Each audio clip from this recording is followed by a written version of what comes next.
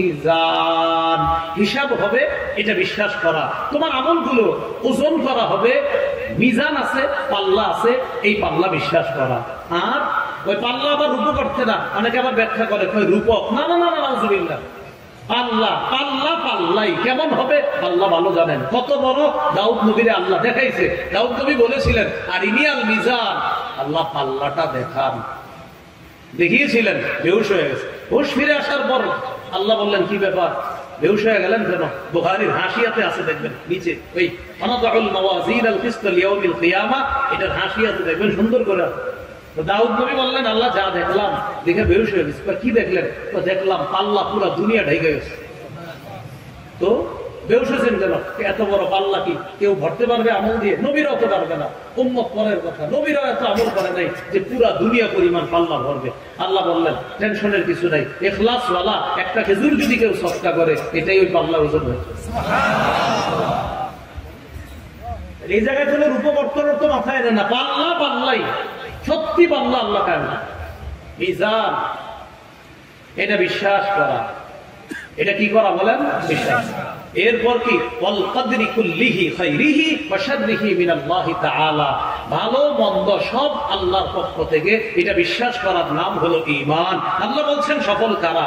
ইন্নাল্লাযীনা আমানু, যারা ঈমান আনে। সফল কারা? যারা ঈমান। হাদিসটা শেষ করে নিই। এক নম্বর প্রশ্ন হলো ইসলাম, দুই ঈমান। এবার তিনি প্রশ্ন করলেন আখবিরনি আনিল ইহসান, আমার ইহসান সম্পর্কে একটু বলেন।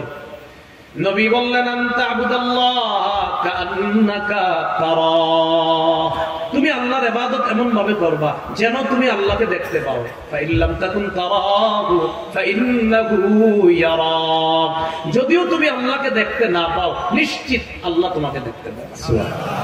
তাহলে আমি আল্লাহকে দেখি না, দেখে দেখে আল্লাহ আল্লাহ আমি আপনারা দেখতেছি, না না আমি তো দেখি না, আল্লাহ তো দেখি। নবী বলতেছেন ইবাদত করো কেমন যেন আল্লাহকে দেখতেছি। আচ্ছা আমি দাঁড়াইলাম, আমি কেমন যেন আল্লাহকে দেখতেছি, না হাবিব আমি তো আল্লাহকে দেখি না। নবী বলে সমস্যা কি? ফাইন্নাহু ইয়ারাক, আল্লাহ তোমাকে দেখে। এটা ইহসান। বলেন এটা কি? তাহলে এক নম্বর এই জায়গায় গেল ইসলাম, দুই ঈমান, তিন ইহসান। এগুলো আপনারা একটু মুখস্থ রেখেন কথাগুলো, চা দোকানের সামনে বসে এগুলো বলবেন। বলবেন ইসলাম ঈমান ইহসান, বুঝো? বলবেন ইসলাম ঈমান ইহসান, বুঝো? বলবেন ইসলাম আল্লাহরে মানা, নবীরে মানা, নামাজ পড়া, রোজা রাখা, হজ করা, যাকাত দেওয়া, এটার নাম বলবেন ইসলাম।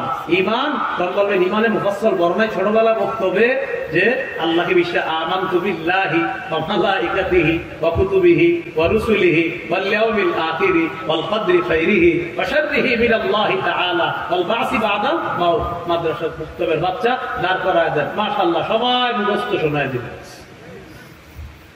তাহলে ইসলাম ঈমান আর ইহসান